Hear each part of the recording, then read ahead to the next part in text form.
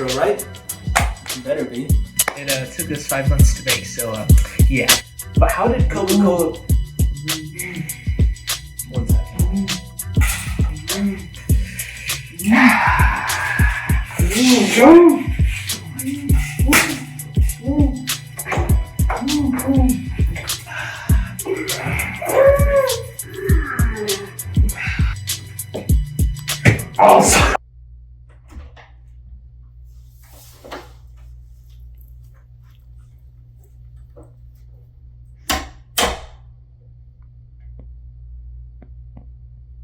So how did Coca-Cola become as American as NASCAR, apple pie, or some other third thing that I can't really think of right now? Well, let's just say I didn't spend a year making this documentary for nothing, so why don't you go sit down and be a little good girl for me, you know? In 1886, the South was still in ruins from the Civil War, with the main source of economic growth being agriculture, as they no longer grew 60% of the world's cotton. Everyone living in the South was desperate for money. In Atlanta, Georgia, a local pharmacist would work night and day hoping to perfect a formula that'll help him cash in on the latest craze sweeping the country, miracle health tonics called patent medicine. That pharmacist is John Pemberton. John Pemberton was born on July 8, 1831 in Knoxville, Georgia.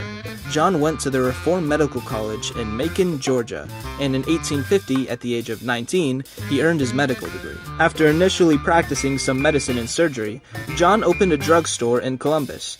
During the Civil War, John served in the 3rd Cavalry Battalion of the Georgia State Guard, which was at the time a component of the Confederate Army. Due to his wartime injuries, he became dependent on morphine. So he set out to develop a safer substitute.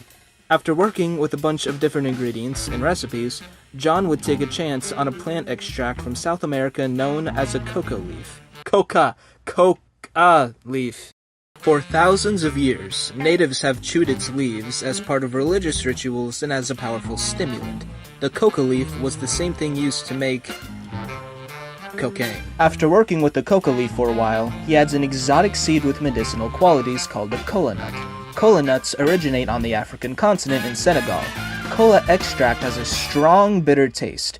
With the coca leaf and the kola nut, John would experiment with other flavors to temper it. He would work with nutmeg oils, lemon oils, lime oils, and coriander.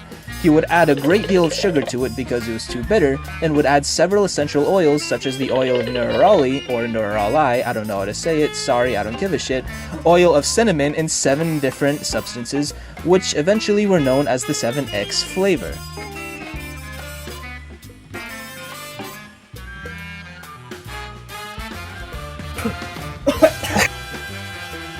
Anyway, where were we? John's formula would improve after months of effort. On May 8, 1886, John establishes the formula and calls his new product after its 2 key ingredients. John planned to market his beverage at neighboring soda fountains as a health tonic.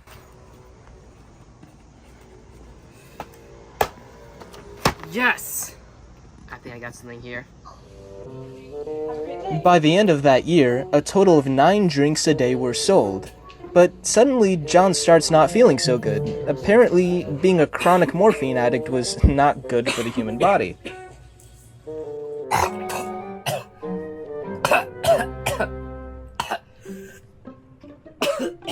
John had developed stomach cancer and is becoming too ill to make his syrup. His morphine addiction wasn't helping either, who would have known, so he needed some money.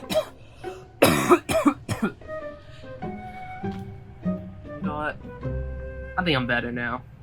Shit,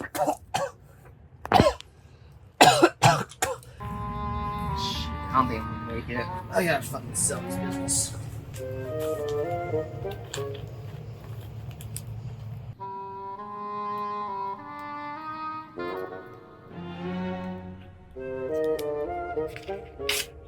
John decided to sell his business. He took out an ad in the local paper offering a 50% stake for $2,000, about $50,000 in modern money. Alright, that here's my problem. Today, half of the Coca-Cola company is worth over $100 billion. John's ad draws the attention of ambitious entrepreneurs throughout the state. In Villarica, Georgia, his ad catches the attention of one particularly ambitious rival pharmacist. His name, Asa Candler. Asa Candler was born on December 30th, 1851 in Villarica, Georgia. He was always on the lookout for the one product that would make him bank. And after trying Coca-Cola once and believing that it cured his headaches, gee, I wonder why, he knew he found what he was looking for and wanted to get a hold of this product.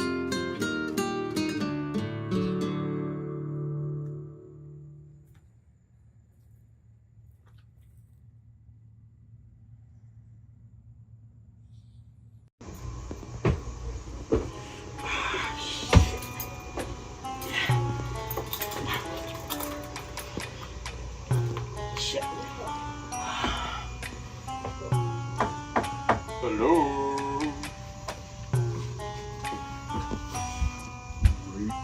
Wakey. I have a business proposition for you. You gotta wake up. 1 minute. I said 1 minute. Mr. Pemberton, Can I help you? I got some business to discuss with you. My name's Asa Candler, and I got 200 buckaroonies with their name on it. Alright, fine, but it's 40 extra for butt stuff. See, that's all well and good, but it's not what I came here for. Then why are you here? I want to buy your company. Well, I'm sorry, but I sold like half my stocks already. I only got like 2 left or something.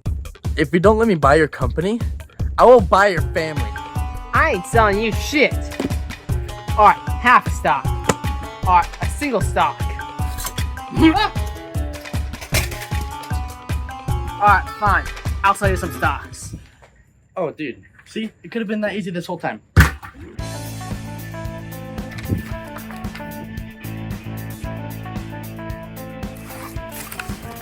Alright, here we go. Alright.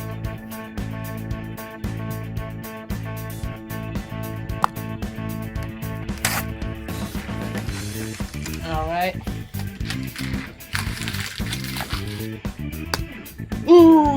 Best of luck to you, sir. Even though he just bought a piece of the company, Asa wasn't finished yet. He wanted it all.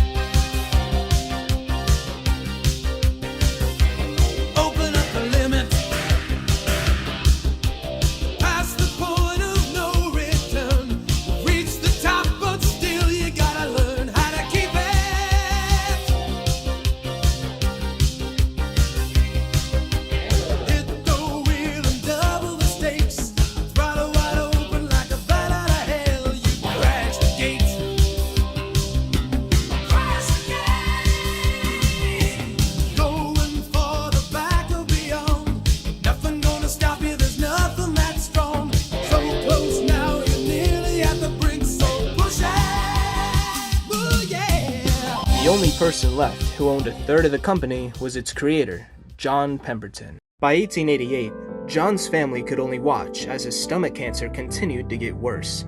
The dying John has nothing to leave his wife, Anna Eliza, and his son, Charles, except the remaining rights to Coca-Cola and all of the riches they'll someday bring.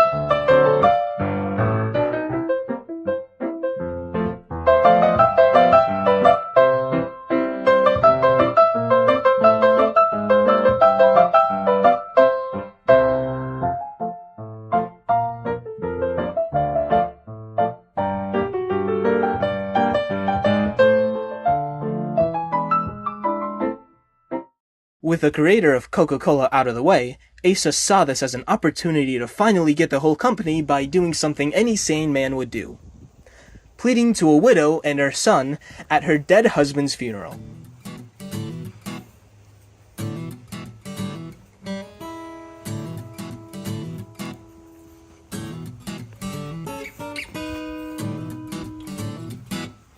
So, the fat, stupid husband of yours died, eh?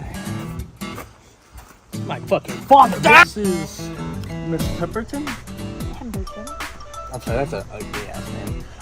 My name is Asa Candler. I was a late associate of your stupid, ugly, dead husband that's currently in the ground right now.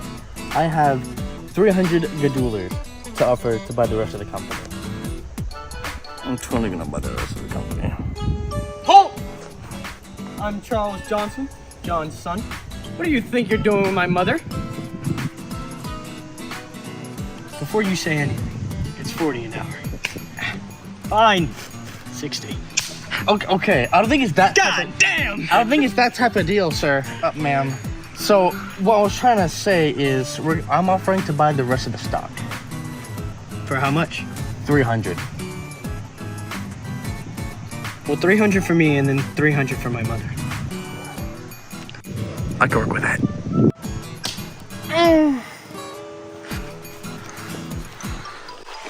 Totally just ripped them off. I totally just ripped them off. They got ripped off. So our director forgot to mention by this time in the script that Coca-Cola had spread nationally to every single state, so we didn't shoot any footage for it. Thank you. So in the background on this green screen is either going to be an animated map emphasizing our point, or it's going to be TF2 porn, so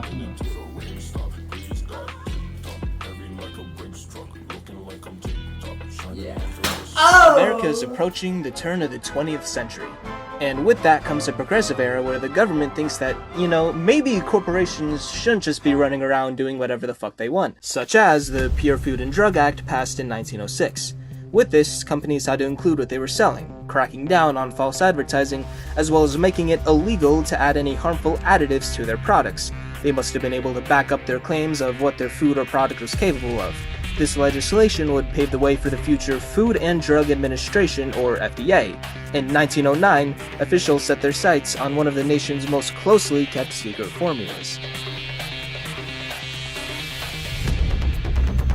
Oh yeah, work for that Coke money. The federal government had claimed, with some justification, that Coca-Cola was mislabeled because it no longer had cocaine in it, and it had a harmful added product, which was caffeine. Down on the ground! In the name of the law! I dropped my monster condom that I used for my Magnum Dong. Get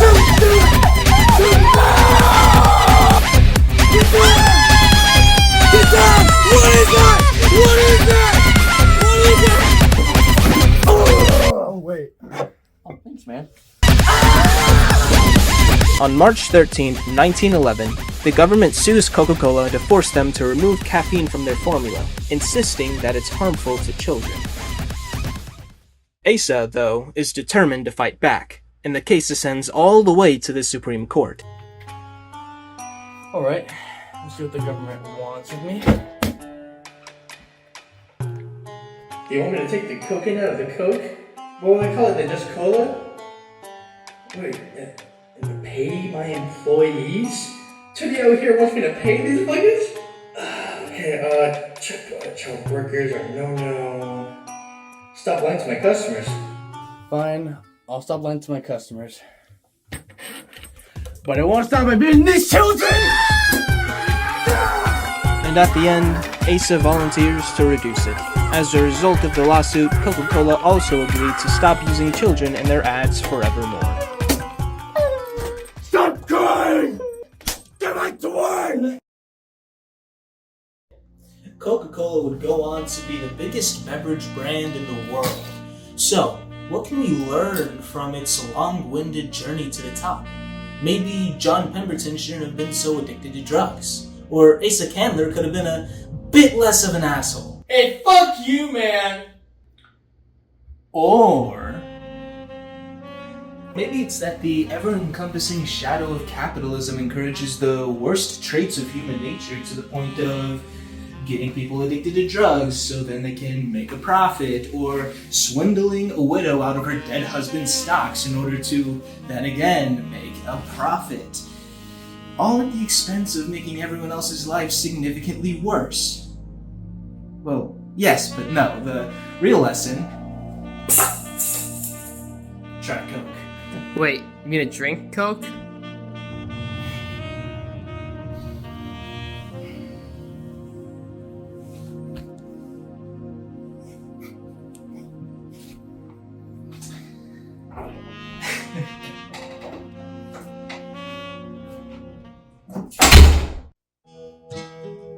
I'd like to buy the world a home and furnish it with love. Grow apple trees and honey bees and snow white turtle doves.